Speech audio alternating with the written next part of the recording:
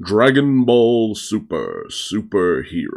This movie actually ended up being a lot more fun than I originally thought it was going to be. And while yes, let's get the elephant out of the room, the CGI does not always hit. Particularly for me with the landscapes. The backgrounds being CGI is sometimes a little distracting. And in certain scenes, the character movements aren't always the greatest. But honestly, it's not terrible. It doesn't make for an unwatchable experience like a lot of people make it out to be. And I'm also the biggest advocate for 2D animation, just because 3D without a good deal of budget behind it, it's always obvious where it lacks. But 3D animation is starting to really get up there in terms of technique because of the incorporation of 2D animation in some situations. So I think that they can work hand in hand to a certain degree. Although I will admit the 2D segments in this movie, oh my god, they look so beautiful. But what is the real premise of this movie? Essentially, it is Piccolo trying to get Gohan's groove back. Piccolo in general, it's made clear he does not mind being a part of Gohan's family's life. He doesn't mind that. He doesn't mind being Uncle Piccolo. What he doesn't care for is just how lackadaisical Gohan has gotten to the point where he'd openly say that he doesn't need to train, he can just leave it to his dad and Vegeta. A common complaint amongst most Dragon Ball fans when it comes to Gohan. Or just Dragon Ball in general. It has become the Goku and Vegeta show. No need for any other characters to ever really get involved. And of course, Piccolo just doesn't like that mentality. So when an opportunity presents itself with the son of Commander Red of the Red Ribbon Army of all people, shows up ready to finally take his vengeance for what happened to the Red Ribbon Army in the past, he gets with the grandson of Dr. Gero, who is actually a lot more capable than his grandfather. This kid is brought in on the premise that he will create superheroes to destroy the evil aliens who had invaded Earth, namely Goku, Vegeta, the whole Z gang. Which, let's be honest, from an outsider perspective, they would seem like a bunch of alien weirdos. They even talk about the fact that people are seen flying in and out of Capsule Corp, which a lot of people have talked about how it's weird that nobody really talks about all the weird goings on at Capsule Corp. It's like, no, people talk about it. It's just not relevant, because what are they gonna do? Capsule Corp could probably make up any kind of excuse for why that happened. And so Dr. Hedo creates two androids, Gamma 1 and Gamma 2, who are very powerful. Although the funny thing is, after seeing them fight with Piccolo, at least Gamma 2, who's a little bit more playful than Gamma 1, I'd say they are essentially about as strong as 17 and 18 in the Tournament of Power, because they rival Piccolo and Gohan pretty easily. In fact, Gamma 2 is stronger than Piccolo until Piccolo ends up wishing for his potential to be unlocked. Which is kind of funny because there's this whole discussion between Piccolo and Bulma about how the Dragon Ball should be used. And I don't know, it is a little off in the application of the Dragon Balls. But let's not forget, at one point, Frieza, in fact, I think it was in the last movie, the Broly movie, where Frieza was just like, oh yeah, I'll get the Dragon Balls to just make myself a little bit taller, just for shits and giggles. And it's just like, okay, yeah, we're just lampshading the fact that the Dragon Balls are kind of a joke nowadays. Shoot, they even talk about the fact that they could have wished Goku and Vegeta back to Earth because they were having trouble contacting them. Just nobody thinks to use the Dragon Balls in a competent manner nowadays. It is what it is. Regardless, Piccolo infiltrates the Red Ribbon Army and goes on a mission to kidnap Pan. But Pan knows it's him, so it's pretty cute and adorable how they work together as a way of kind of getting Gohan's groove back again. So they come out, they threaten Gohan, get him to the Red Ribbon Army base. He battles against Gamma 1. Piccolo with his new power-up goes up against Gamma 2. And essentially Ultimate Piccolo, it's pretty alright. It's a very subtle transformation because he just loses the lines on his arms. But I like the idea of the potential unleashed, having a further form you can go, a higher form you can get to. Essentially a Super Saiyan form. Which, I mean, spoiler, but you should have already known this by now. They put out trailers with the full-on transformations in it.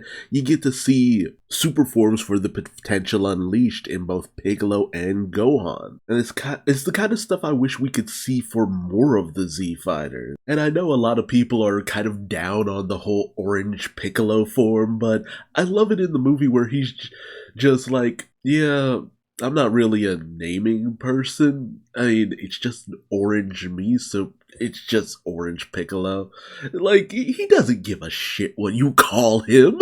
I love that. That is such a Piccolo form of mind. But in the battle against the Gammas, it becomes clear that both Orange Piccolo and Ultimate Gohan are strong enough to kind of take them. Not to mention, the Gammas are convinced by Piccolo and Gohan that they're not bad guys. They're actually pretty decent people. So it's like, no, we're cool, we're cool. But Magenta tries to unleash the ultimate experiment by Dr. Hedo. That Hedo was just like, no, it's incomplete. You unleash it now, it has no mind, it will just rampage out of control. You do not want that to happen. And while Dr. Hedo does manage to kill Magenta, as Magenta is dying, he unleashes Cell Max. Because Magenta really saw Cell as the ultimate creation of the Red Ribbon Army, which is not wrong, but he's like, no, another Cell would be perfect, but just stronger, faster, a little bit better. And Cell Max,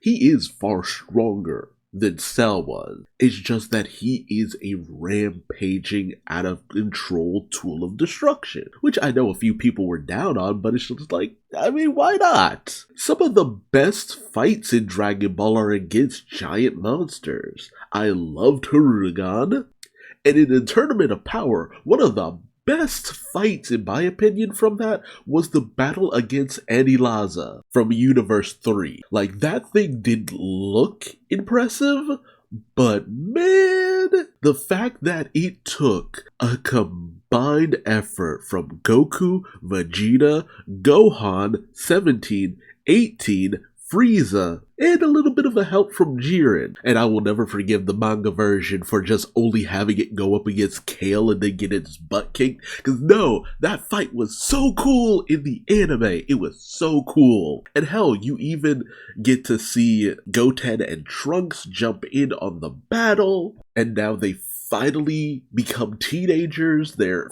finally aged up, well, at least in appearance. And they even have a failed fusion, which some people will be like, oh, why did it have to fail just so they could be a joke? But it's just like, no, they haven't probably done fusion in a hot minute. They're a little out of practice. It at least makes sense from a narrative perspective. And hell, one of the biggest hits against Cell Max, because you have to hit the top of its head. That's the weak spot. Although you hit it enough, Cell Max will explode. But one of the first major hits against Cell Max is thanks to Goten. Like, the utilization of characters in this is actually pretty nice. And hell, even Krillin manages to get a nice hit in on Cell Max when it goes after Android 18, who just kind of feels like she's there just because androids. But at the same time, there's enough instances where Krillin and 18 are just there. Although it's like, man, y'all could find even Yamcha just kicking around. But then again, Yamcha's one of the few guys outside of Krillin who has a job. But we do have this beautiful moment where Gamma 2 sacrificed himself in order to at least weaken Cell Max, if only just a little bit. Everyone's doing their best to take down this massive monster. And Piccolo goes giant, which, man, I love it. Because it's lampshaded in the movie that Krillin's just like, hey, you can go giant too. And Piccolo's just like, oh yeah, I forgot I could do that. Which I feel like people would be a little bit salty about. But let's be real. It feels like Piccolo forgets he can do certain things. It feels like a lot of characters forget they can do things over the course of Dragon Ball sometime. And that was even back in the days of Z and stuff. But it's not like it makes him stronger, it just at least gives him a little bit more of a fighting chance, but Piccolo still gets his ass kicked. And when it looks like Piccolo dies, which he doesn't, but it's some intense shit going on with Piccolo, Gohan unleashes his powered up version of Ultimate, which is called Gohan Beast, which I will admit from certain angles looks silly just because it's just longer hair, Super Saiyan with white, but I mean, it doesn't look any sillier than Super Saiyan 3 in my opinion. But then from other angles, it also looks really awesome. And it honestly kind of makes me think of Future Trunks' Super Saiyan Rage form as well. So it's hard for me to say that it makes a lot of sense for Gohan to go into this form. It also kind of does because, let's face it, Goku and Vegeta have gone a completely different path in terms of gaining more power, and that is the way of divinity. God power is the direction that they've gone, with the power of the destroyers, the power of angels, and it's a power that doesn't stem from rage like Super Saiyan did, but essentially through both Gohan and Trunks, Future Trunks, we've seen that the Super Saiyans, or the Saiyans in general, could go even further through the same thing that always powered them up before, and that's anger. Hell, even with Broly, he shows that there are Saiyans out there who had the potential to just make it to the power of gods just on their own without any godly ki, which also feels like it shouldn't be the case, but I mean, then you also have Jiren, who, as far as we know, didn't have any godly energy, which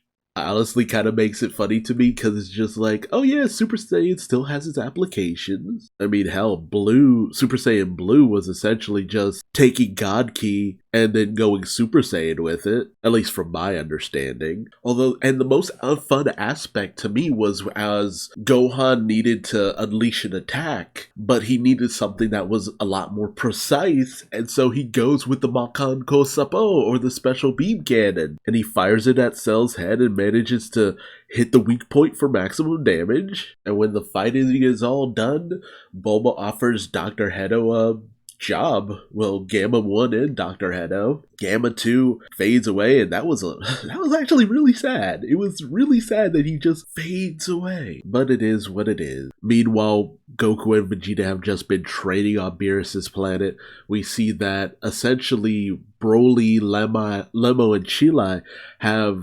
relocated to Beerus' planet. Beerus ends up getting kind of a crush on Chilai, which Broly Chilai shippers, I don't know how y'all feel about that, but he also ends up loving Lemo's cooking. Broly doesn't really get to do much just because they don't want him raging out of control, but Goku and Vegeta have a sparring match. It's no powers, no ki blasts, no nothing, and ultimately Vegeta comes out on top. So congratulations, Vegeta, on finally beating Goku. But say what you will about this movie. The action, great where it counted. The thing about this movie is that it makes full use of the 3D CGI, and that's in the fact that you can just do angles that you can't do with 2D animation. The way the combat looks in this movie, you can't do that with 2D animation because unless you are spending stupid amounts of time and money, the angles just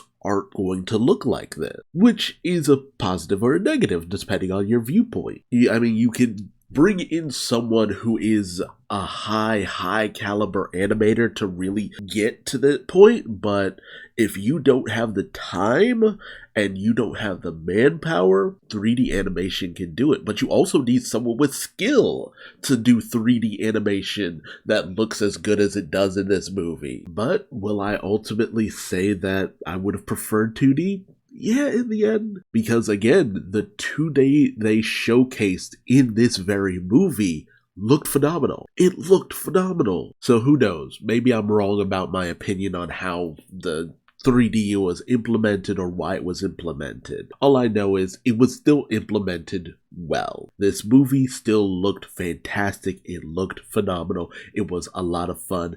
And the real selling point for this movie for me was the humor, the fun, the action. Piccolo was the star of this movie, and his objective was to get Gohan out of that slump of not bringing out his best. And he achieved it. Honestly, if we could get another movie that does more with Goten and Trunks, I'd be all for it. Hell, maybe do some more with Tien and Yamcha and Krillin. I'm down for that. Even if it has to just be an OVA. You have such a fun excuse for why Goku and Vegeta aren't around, and that's, oh, they're off trading with Beerus and Whis. So actually do something with that. And I applaud this movie for doing just that. And I'm interested to see what other fantastic turn this series takes going forward. Because with not just this movie, but the end of the Granola arc in the manga, we're headed into unknown territory in terms of Dragon Ball. A lot of new transformations have been introduced. A lot of stronger and stronger characters have come about. Power levels make no sense, but let's be real. At this point, everybody, well, Goku, Vegeta, Gohan, Broly, Piccolo, Frieza, they're all at power levels that could destroy galaxies at this point. Let's be real. I just want to sit back and enjoy the ride. So tell me, what did you think about Dragon Ball Super Hero? God forbid they make a version called Super Dragon Ball Super Heroes or some shit like that. Too many supers. There's too many supers nowadays. But again, give me your thoughts in the comment section below. Remember to like, comment, subscribe, and hit the bell for notifications. And until next time, I've been Duuz-Diz-Din, and I'll see you in the next video. Until then, bye-bye.